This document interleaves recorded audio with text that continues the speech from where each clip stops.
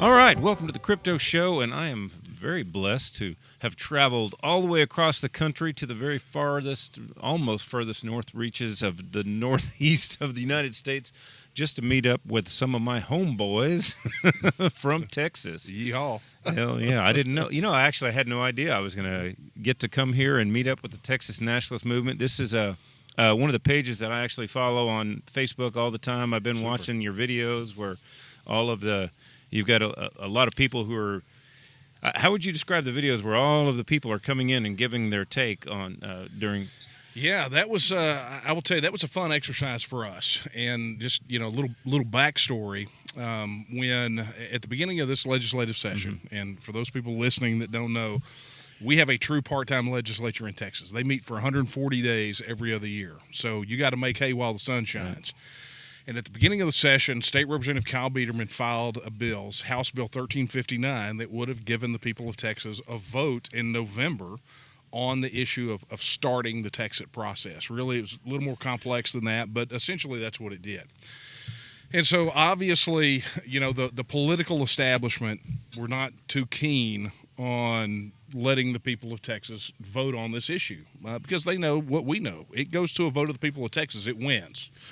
So the bill got stalled in the State Affairs Committee in the Texas House. Chairman Chris Patty was under instructions to dig his heels in, not let it move. And really the people of Texas wanted to be heard. All they want is a vote on staying or leaving. Right. So but before I go too far, I was so rude as not to introduce you. And we've had Nate Smith, who's off camera, on our show before. This was probably 4 or 5 years ago. We were doing a radio show. It was a pirate radio show in Austin, Texas, underneath a bank across from the University of Texas. Over at Brave New Books. Yep.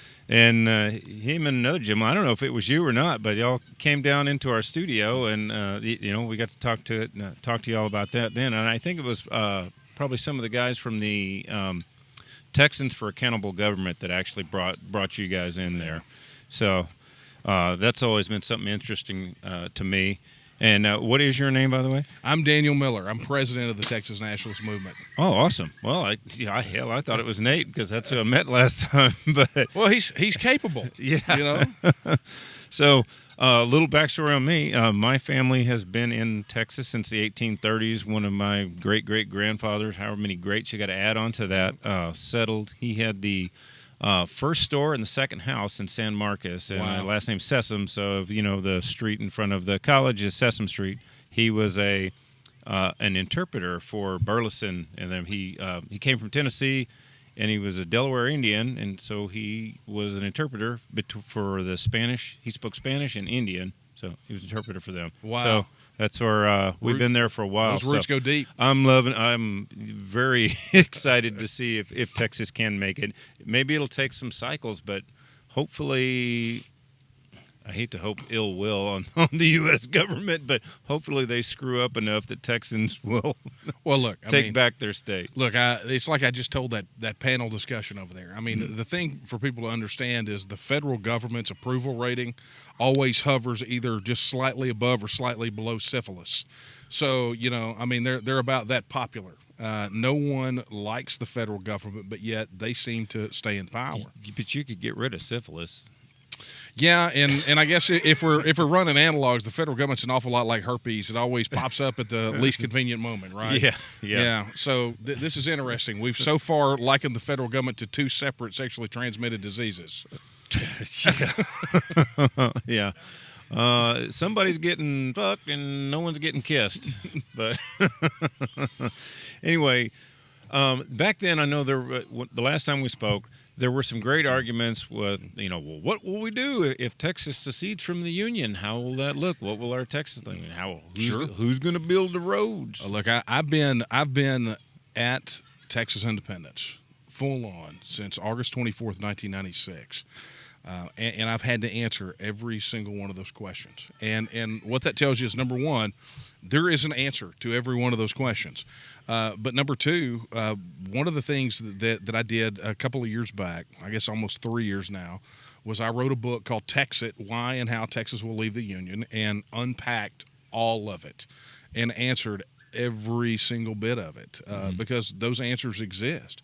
What people need to understand is when they're looking at Texas or any other state that wants to withdraw, the fact of the matter is that we've all been sort of sold a bill of goods.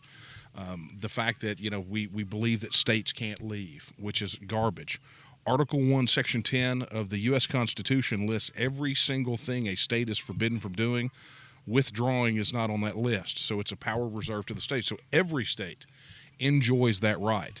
And then, if you want to look at the viability issue, right, which is one of the big things, I encourage people to pull out a globe, spin it around, and put their finger on any landmass and understand that those people are self-governing independent nation states. And if they can make it and do it, then why can't Texas or any other state for that matter? Yeah. Especially when across all economic measures, we are better than so many other self-governing independent nations around the world. Yeah. I guess one of the bigger issues is the border and what there's so many blah blah blah. I cross the Mexican border. I go to Mexico quite often, actually. So I crossed the Mexican border not long ago, a couple of months ago, in Arizona, right. And I was like, "Hey, where's all the refugees? I thought this was a big crisis."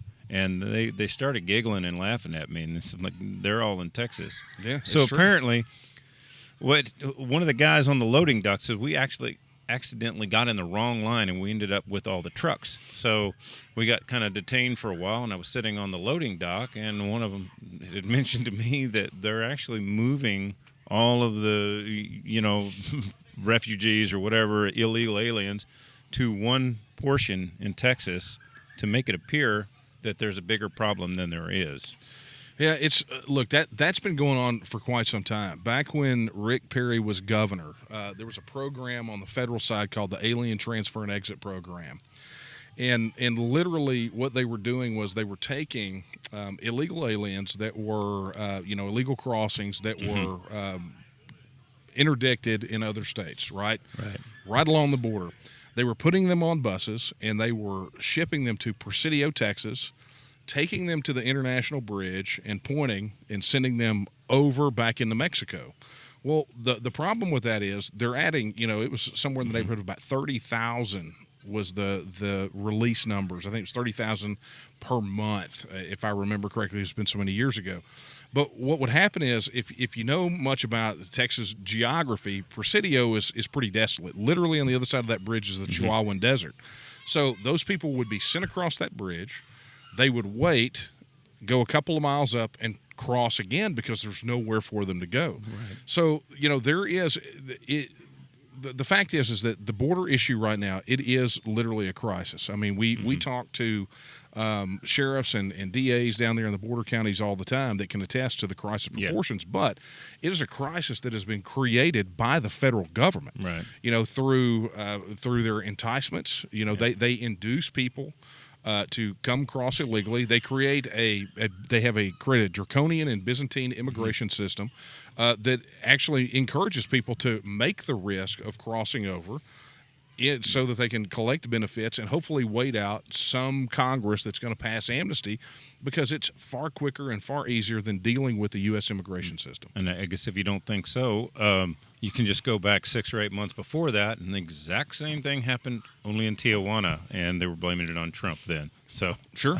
it's complete manufactured BS. But I'm sure it is still an issue, but they're amplifying the issue for political gains. Well, look, is that what the federal government does? I mean, the federal government, I always liken it, especially when we're talking about Texas independence. Federal government is like a doctor that comes and pumps all the blood out of your body, spills about 40% of it on the floor, injects the rest of it back into your body and says, there, you wouldn't be alive without me. I mean, that's the federal government's relationship with the states. Right. Or they break your leg and then give you crutches. Yeah, well, they're like the mayor in the movie Animal House. They're like, if you mention extortion again, I'll have your legs broken. That's their attitude. I know that you did mention the book and that everything was in there, but I would like to get just some numbers, because what I had last time was really impressive. What you guys had to say about, okay, if we did leave, What would it look like without the federal government? What would our economy? How would it improve without being, well, actually drugged down by the rest of the country? Yeah, look, there are really two major indicators that I think people need to realize. Number one is our relationship with the federal government. If you take all the tax money that Texans pay into the federal system, we overpay annually somewhere between $103 to $160 billion. And that was from a study that we did back in 2015, 2016. And we're working on the updated numbers for that, but we suspect that those numbers have gone up considerably. Okay, so understand that for Texans, and Texans can relate to this. That's like having Hurricane Harvey hit Texas every 9 months. That sort of economic devastation. And imagine as Texans what we could do if that money stayed in our pockets. Imagine it not just as Texans, but imagine it as Texans, as individuals. If that money wasn't being siphoned up to Washington, D.C., never to be seen again. Okay, so the overpayment is super important to understand, and what kind of post-Texas economic impact that would have if that was circulating back in Texas. The second thing that people need to understand, and unfortunately it's probably kind of dry, but I think it really tells the story the best. And it's that study that came out of George Mason University that dealt with the effect of federal regulatory accumulation, right? I mean, it was not a widely known study, but it was dynamite because what it showed was that because the federal government has never met a regulation they don't like, they have a tendency to layer regulation upon regulation upon regulation. So in this study, what they showed is that has a compression of about 2% of GDP every single solitary year. And so that compression adds up and adds up. And so by the time the study was released, what they found is that at the time, the average median household income was about $54,000 annually. And they said in the absence of those federal regulations, the average median household income would have been $330,000. So what we've got here in Texas specifically is really kind of a twofold. Not only are they stealing money out of our pockets directly, they're also indirectly, they're basically keeping people at or below the poverty line by compressing under the weight of those federal regulations. So, you want to know what a post-Texas looks like. Well, prosperity is number one, right? Because we're not being stolen by 2.5 million unelected bureaucrats. They're not stealing from us anymore. Number two is that we can look at an overall decrease in tax burden in Texas because, again, if Washington, D.C. is no longer siphoning that money from us, we have a consumption tax. That money pumped back into the economy, the projections show that not only would we be able to fund a self-governing independent nation at or above levels that we are right now, but we could also reduce the overall tax burden. And that means the elimination of things like the property tax, right? The most onerous tax that Texans have to deal with. So, that's just one aspect of it. But having control over our policy and our lives, not being overridden by 2.5 million unelected dictators in Washington, D.C., is pretty doggone appealing just on its face. Right. And what do we do about currency? Are we sticking with the dollar for a bit, or are we going to spin up our own crypto? Or it's interesting. Texas has options now. I always tell people when we talk about Texit that Texit is not an act; it's a process, right? Right. There is that act that everyone will look at, which is the vote. But in that process, what that means is we get to make some decisions about how we want to govern ourselves. And so for the immediate term, immediately after the Texit vote, we will probably continue to utilize the U.S. dollar in what would be considered an informal currency union. But ultimately, Texans are going to want control over their monetary system, and you can't do that as part of the U.S. dollar. Yeah, especially with all the money printing and everything, the inflation tax is far exceeding in the income tax, property tax, and every other tax combined. Yep. I mean, what we've in just the last 18 months, I think 40% of the money that's ever been printed has been printed in the last 18 months, and the entire existence of the dollar. So if you don't, you wonder why you went to HEB and something was a little bit more expensive. I mean, double since last year. Yeah. Well, that's why. I'll tell you, there have been a couple of promising moves. One happened a few sessions back, and then one happened just this session. And the one a few sessions back was the establishment of the Texas Gold Depository. That was one that our organization was intimately involved in. I mean, we were heavy duty to get that thing across the finish line. And one thing about that is it's obviously not just a gold depository, it's a precious metal depository, but there was a little known provision in that legislation that allowed the comptroller to establish a system of electronic payments denominated and backed by deposits in the depository.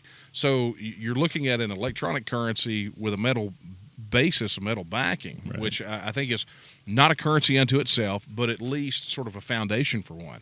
And then in this session, we had legislation that was passed that would get the state of Texas starting to look how to implement cryptocurrency and blockchain across state government. And I think, if we're talking, if the state government is bantering with the word cryptocurrency, I think that the writing is on the wall that I think Texas is looking for the exit door. I think, and with cryptocurrency, my show is about cryptocurrency, so I'm very familiar with cryptocurrencies. There's, if Texas decided to make its own Bitcoin or whatever, that is a limited supply. With Bitcoin, it's 21 million. But with other coins, there's an emission rate where, like with Doge, you can, every 10 minutes or whatever the block time is, there's X number of coins that are produced. Right. They could do something like that where the emission rate, it just keeps going and paces with the economy and on however that they figure out what the numbers are for that.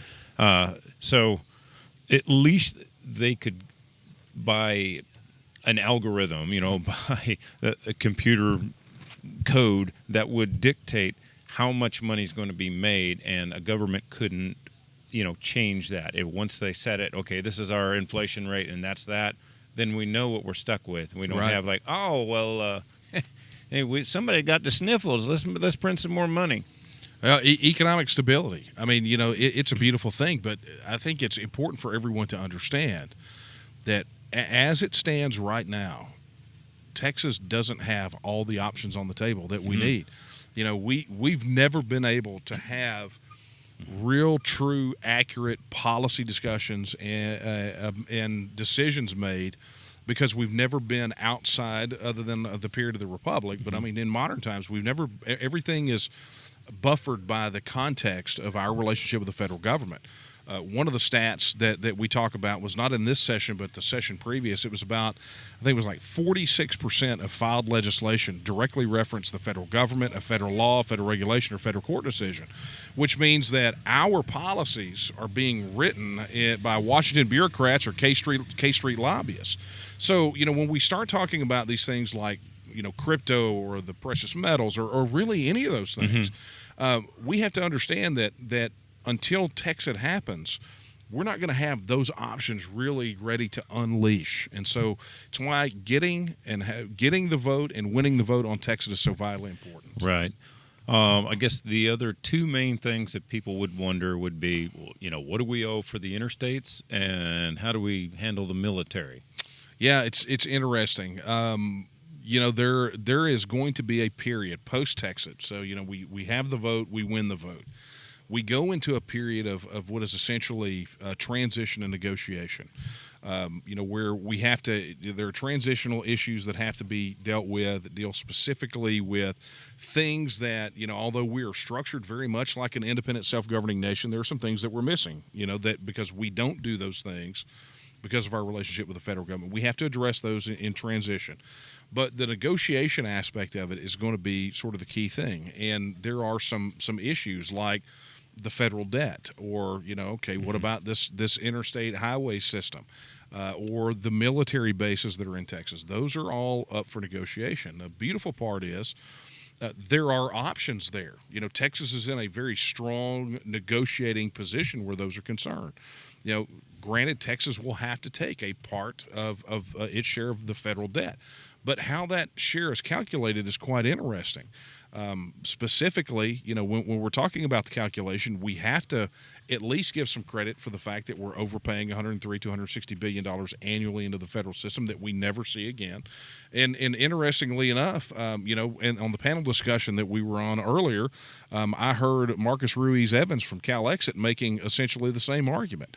And he even, he sounds like a pretty tough negotiator, but but he said that if that happened as part of the negotiation, it's like, look, we'll pay it, but we want our percentage of the military as well.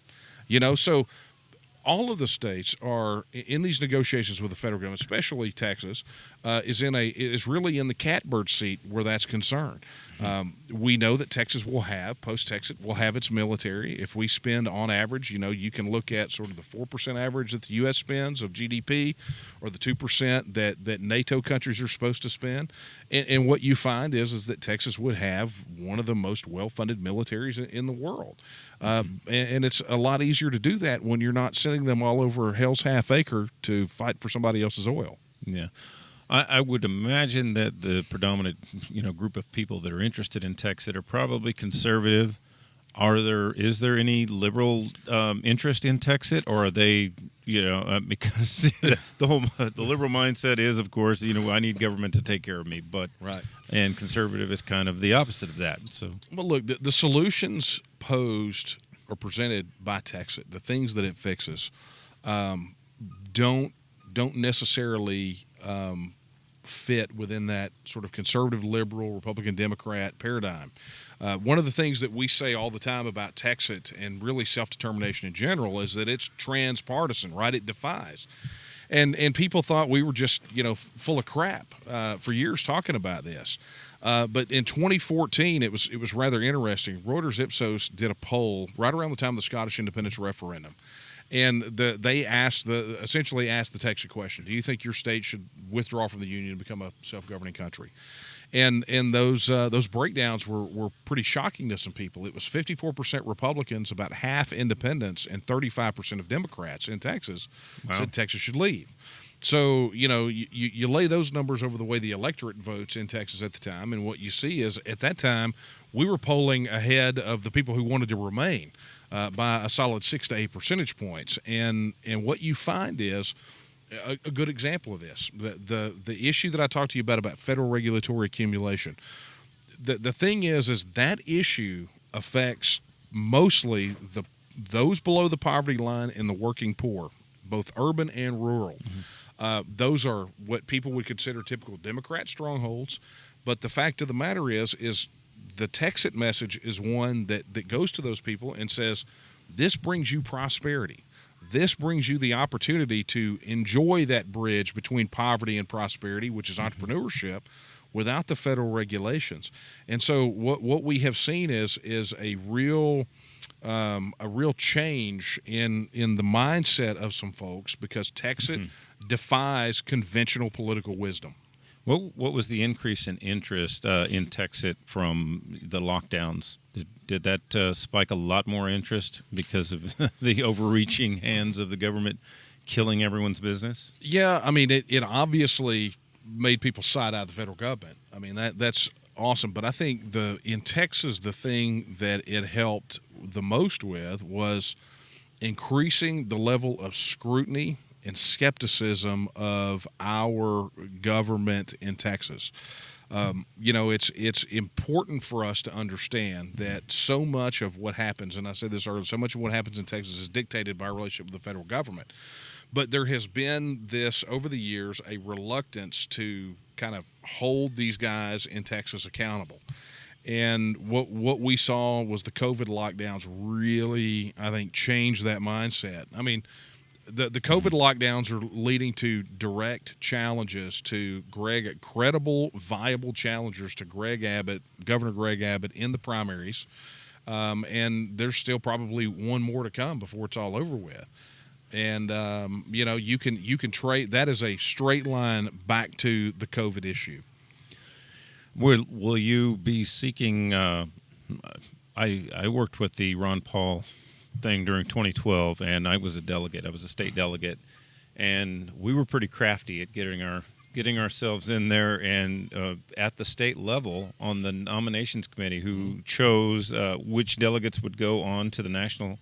We had 30% Ron Paul guys in there that were making those decisions.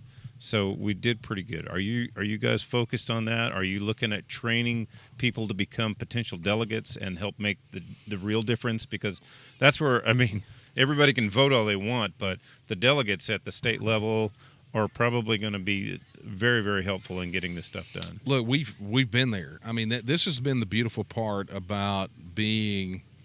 I guess the word I'm looking for is discounted a bit by the political establishment.